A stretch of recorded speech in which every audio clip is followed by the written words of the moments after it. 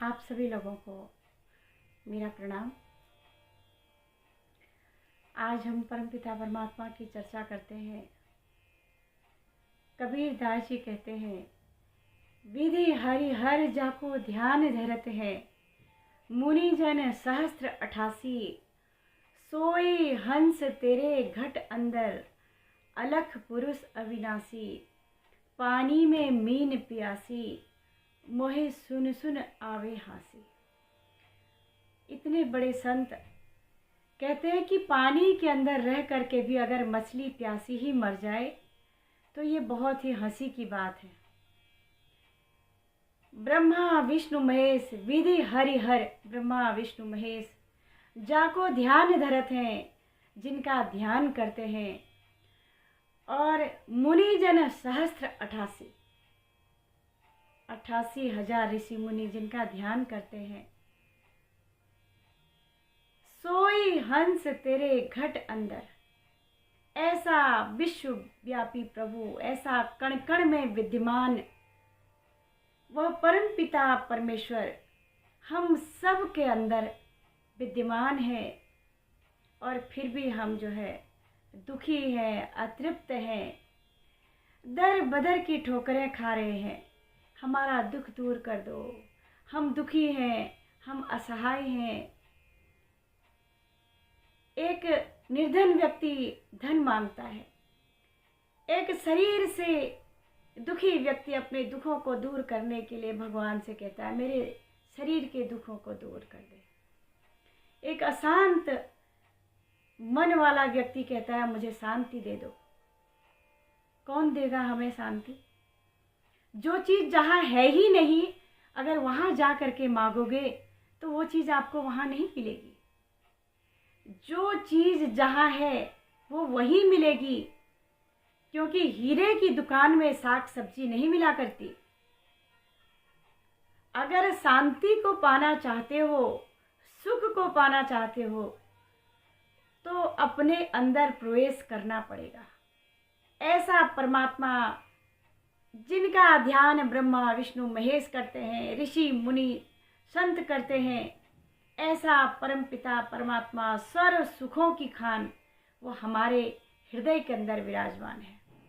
लेकिन अंदर देखना नहीं आता है, इसीलिए बाहर देख करके सारे जितने भी वेद पुराण पढ़े बहु भारे, खंडन मंडन उमर गुजारे, बिरथा लोक बढ़ाई रे, हरि भजन बिना सुख नाही रे। कौन सा भजन? जो भजन ब्रह्मा विष्णु महेश करते थे, वो भजन जो श्वासों के अंदर होता है, जो हृदय के अंदर होता है, उसे करना नहीं पड़ता, बस उस विधि को समझना पड़ता है। क्योंकि सबने क्योंकि ऐसा परमात्मा सर्व सुखों की खान, क्योंकि रामायण के अंदर कहा, राम भक्ति चिंतामणि सुंदर,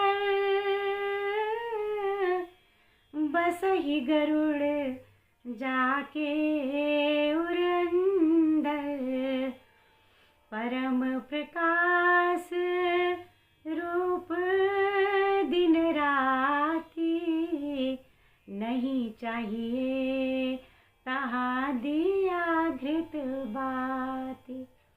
वहाँ घी बत्ती की आवश्यकता नहीं पड़ती है। ऐसी भगवान की भक्ति, राम भक्ति कैसी है? चिंतामणि के समान सुंदर है।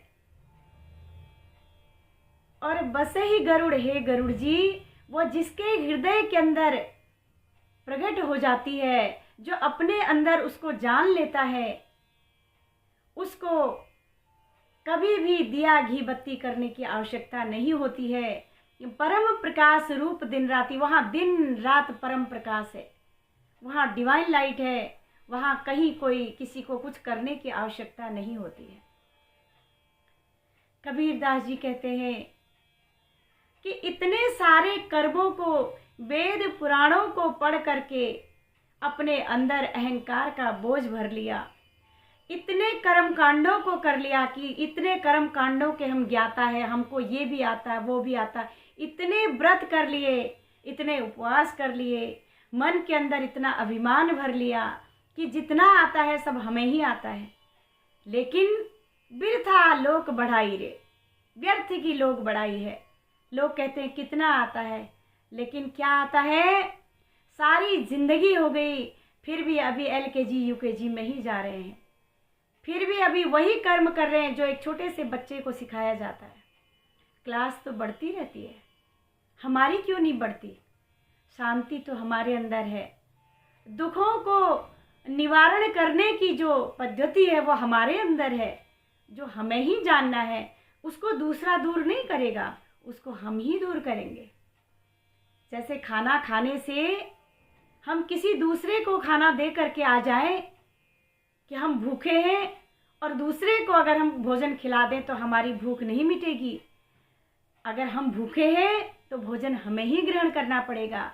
हम दुखी हैं, हम अशांत हैं, तो अपने ही अंदर आप ढूंढिए, आपके अंदर ही सब कुछ मिलेगा, बाहर कहीं कुछ भी नहीं है। ये भ्रमजाल है, मिथ्या है। आपको इधर से उधर भटका दिया जाएगा और भी भटकते रहेंगे आप, लेकिन अपने हृदय के अंदर प्रवेश होने वाली जो शक्ति है, जो ज्ञान है, वो ज्ञान को आपको खुद धारण करना पड़ेगा, अपने अंदर ही उसका करना पड़ेगा।